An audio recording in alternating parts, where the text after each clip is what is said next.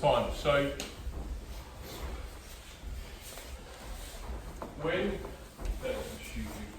when you're doing this, it's really important that your head is higher up, is higher than his head on that plane. So when I'm initially setting up this position, I don't really want my head down here, because I don't, my hips are the stack. Think about a weight stack. My hips are the stack. I don't want the stack down stack resting on the ground. You want the stack up high, because it starts to, when that stack starts to go up in the air, you're getting some kind of downward force. So I don't want to be, if I aim my head here, my hips don't do anything really difficult. My hips can only get like about that high. So there's no, do you see how there's not really going to be, if I put my head down here, it's the same as really what that guy was doing, having his head kind of floating here. There's just not really any, there's no downward pressure. So there's a wedge, there is a wedge here, I'll give you that. There's a wedge. But there's no, even as I do this, there's just not the pressure. What I want to do when I'm doing this is try and go, so he sets his feet here. I want to get my head as much up here as I can. Sort of past his head. Yeah, but what's starting to happen is I'm getting my head up here, my hips are much higher, no matter where even my hips are higher, even if I don't really take them up. Because it's relative to him. I want my hips as high as possible. I want to get as comfortable as I can. You really want to practice just head standing, and not with the hands are just for safety, but if you start putting weight in them, his shoulders will turn. So if I start doing headstands and I'm really putting weight in these are just safety. So the way Frank always talks about it is actually keep the hands back and just start playing here and just getting used to this. And if anything, you feel any uncomfortable, you just drop down, you don't go higher. But it's getting used to this idea of stacking. You know, this idea.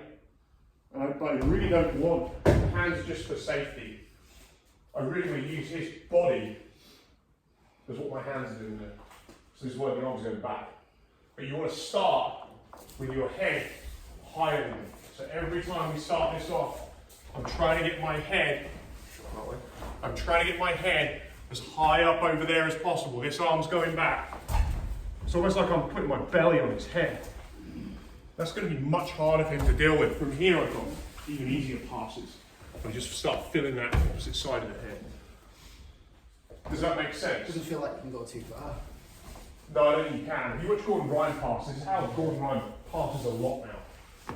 He starts off with this initial very high position and then splats them, squashes them a lot, and then he'll come back into other things off of it.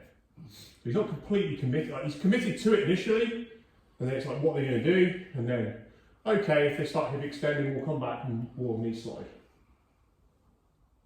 So do you mean you wouldn't necessarily want to steeple straight away? It's more about getting your head higher up? I think, to be honest, the sooner you can steeple, better. Okay. But you don't want to steeple with your head just to the side, forming a wedge, where while you're doing that, you put your head there, and if you don't get your weight in there immediately, if you don't do it as one movement, he can start turning his shoulders. Right. You know, I mean, we could spend hours on grip theory in judo just trying to block shoulders. That's all that most of the time they're trying to do, because you know that 90% of the world is right-handed, and whether you're right or left-handed, you know if you block that right shoulder, you'll usually shut down about 70% of their attacks before they've even started. And this is the same. It's on the ground, but it's the same concept. And too many jiu-jitsu people have got obsessed with the hips because they've not properly defined the problem.